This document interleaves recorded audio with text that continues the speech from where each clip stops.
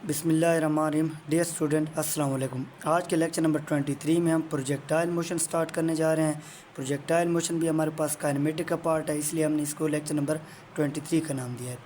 पहले 22 लेक्चर तक हमने motion in 1D and motion in plane complete कर लिया है। तो प्रोजेक्टाइल मोशन के अंदर हम सारे कॉन्सेप्ट प्लस शॉर्टकट प्लस फार्मूले और न्यूमेरिकल करेंगे। तो हमारी कोशिश रहेगी कि प्रोजेक्टाइल मोशन जो है हम 2 से 3 लेक्चर के अंदर कंप्लीट कर लें। प्रोजेक्टाइल मोशन, कोई भी मोशन अंडर ग्रेविटी हमारे पास प्रोजेक्टाइल मोशन होती है। Any motion under gravity projectile motion हो गई। प्रोजेक्टाइल मोशन को हम पैराबोलिक पाथ भी बोलते हैं। प्रोजेक्टाइल मोशन को हम पैराबोलिक पाथ भी बोलते हैं। तो ये हमारे पास 2D मोशन है। एक वर्टिकल में मोशन हो रहा है, एक हॉरिजॉन्टल में हो रहा है। एक वर्टिकल में मोशन हो रहा है वाई एक्सिस में, और एक हमारे पास हॉरिजॉन्टल में मोशन हो रहा है एक्स एक्सिस में। वर्टिकल में हमारे पास मोशन क्या होगी, u ऑफ y हमारे पास क्या है, u साइन थीटा है। वर्टिकल में इसकी वेलोसिटी क्या होगी, कोई भी ऑब्जेक्ट है जिसकी आप प्रोजेक्टाइल मोशन फाइंड कर रहे हैं, वर्टिकल में उसकी वेलोसिटी आपके पास क्या होगी, u ऑफ y आपके पास होगी u साइन थीटा।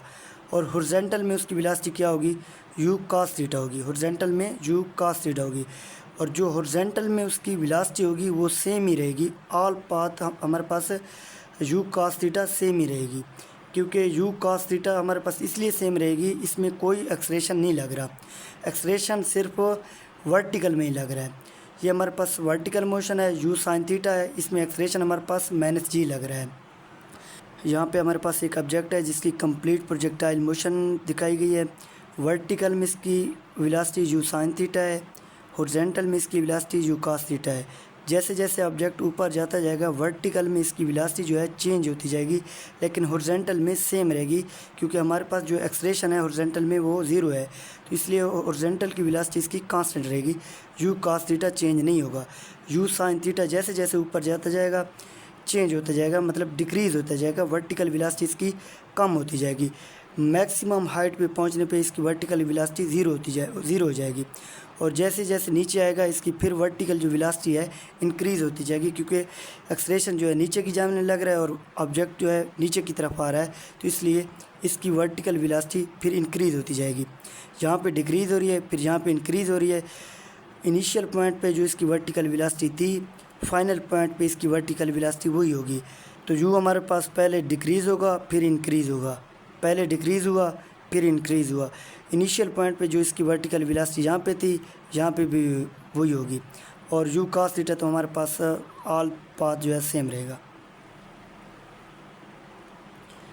आगे हमारे पास न्यूमेरिकल है। The speed of projectile at its maximum height is half of its initial speed. Projectile की जो स्पीड है मैक्सिमम हाइट पे इनिशियल स्पीड के बराबर है। द एंगल ऑफ प्रोजेक्शन हमसे मांगा है। हमें पता है कि मैक्सिमम हाइट पे वर्टिकल स्पीड उसकी 0 हो जाती है और हॉरिजॉन्टल स्पीड सेम ही रहती है, तो सेम हमारे पास u cos थीटा ही होगी। तो मैक्सिमम हाइट पे हमारे पास speed of projectile half of its initial के बराबर है। तो इनिशियल स्पीड हमारे पास क्या है, u है। तो मैक्सिमम पे हमारे पास u cos theta half of initial के बराबर है, तो 1/u हो गई। u से u कट जाएगा और हमारे पास cos 1/2 हो जाएगा। cos थीटा 1/2 कब होता है, जब थीटा हमारे पास 60 डिग्री हो, तो cos हमारे पास 1/2 होता है। आगे हमारे पास न्यूमेरिकल है। The velocity of projectile at the initial point A is 2i cap plus 3j cap it velocity at point B. A पे 2i cap plus 3j cap है, बी पे हमने बतानी है। एक बात का तो हमें पता है कि एक्स एक्सिस में वेलोसिटी चेंज नहीं होगी। 2i कैप यहाँ पे भी है, तो ऑल पाथ में 2i कैप ही रहेगी। वेलोसिटी सिर्फ वाई एक्सिस में चेंज होगी। हमने Galileo law for free falling body में पढ़ा था कि अगर हम किसी बॉडी को ऊपर फेंकते हैं तो जितना डिस्टेंस वो फर्स्ट सेकंड में कवर करता है उतना डिस्टेंस वो लास्ट सेकंड में कवर करेगा। फ़र्क सिर्फ एक बात का है, ऊपर जब हम फेंकते हैं तो पॉजिटिव साइन होता है, जब वापस आता है अपोजिट साइन होता है। तो यहाँ पे 3i कैप है, यहाँ पे -3, यहाँ पे 3j कैप है, यहाँ पे -3j कैप होगा।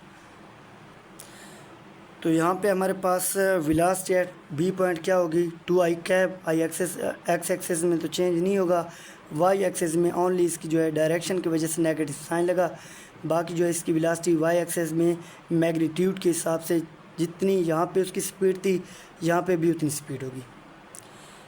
हमारे पास resultant velocity and inclination with horizontal after time t. तो हमने रिजल्टेंट वेलोसिटी बतानी है आफ्टर टाइम टी की। मान लें जिस ऑब्जेक्ट को हमने ऊपर फेंका था, आफ्टर टाइम टी के बाद वो यहाँ पे पहुँच गया है।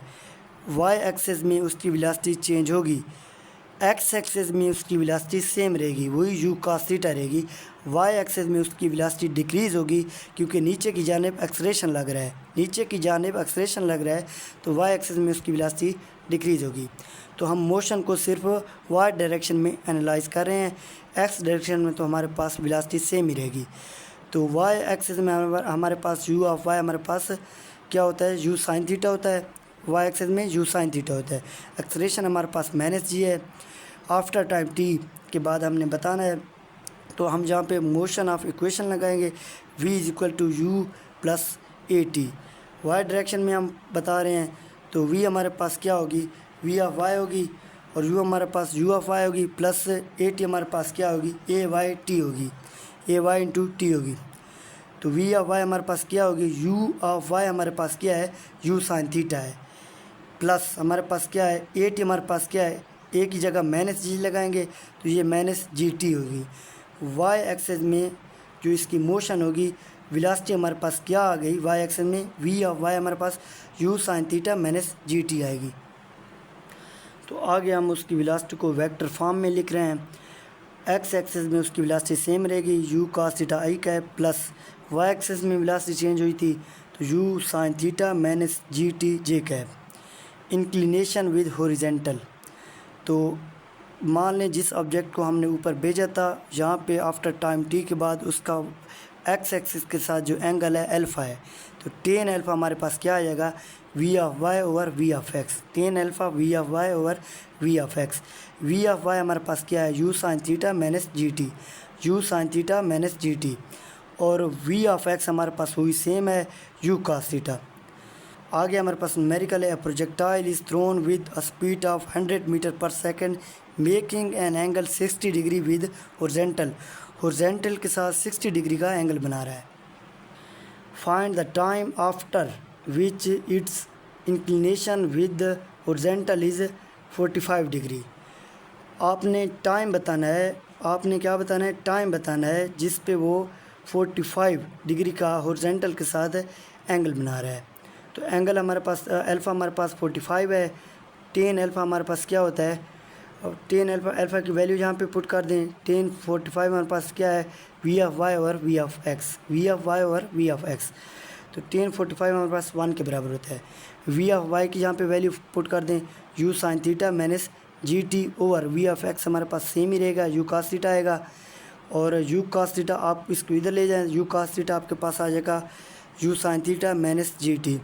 यू हमारे पास से इनिशियल जो स्पीड है उसकी 100 है, तो यहाँ पे आप 100 यू cos थीटा, थीटा आपके पास क्या था, 60 डिग्री से आपने फेंका था, तो 100 cos 60 degree is equal to हमारे पास यहाँ पे भी वाई डायरेक्शन में भी आपके पास इनिशियल जो स्पीड है 100 है, साइन थीटा वाई डायरेक्शन में भी थीटा आपके पास 60 डिग्री है, 100 साइन 60 डिग्री माइनस जी की वैल्यू आपके पास 10 होती है, इंटू टी आ जाएगा। तो आपने टाइम बताना है, तो यहाँ पे एक सिफर से एक सिफर कट जाएगी, यहाँ पे भी सिफर कट गई, यहाँ पे भी, यहाँ पे भी, तो 10 cos 60 मैन is equal to 10 sine 60 minus t हो जाएगा। तो cos 60 हमारे पास 1/2 होता है, cos 60 1/2 होता है, तो 10/2 हमारे पास क्या आ जाएगा, 5 आ जाएगा। यहाँ पे साइन 60 हमारे पास √3/2 होता है, √3/2 होता है, ये 2 10 से कट जाएगा, आपके पास यहाँ पे 5 √3 आ जाएगा, माइनस टी आ जाएगा। टी को आप इधर ले जाएं और 5 को आप इधर ले जाएं, तो ये माइनस का 5 इधर आ जाए, 5 इधर आके माइनस का हो जाएगा, तो टी आपके पास क्या आ जाएगा, 5 को कॉमन ले लें, 5 × 3 - 1 आ जाएगा। तो यहाँ पे आपके पास टाइम आ गया।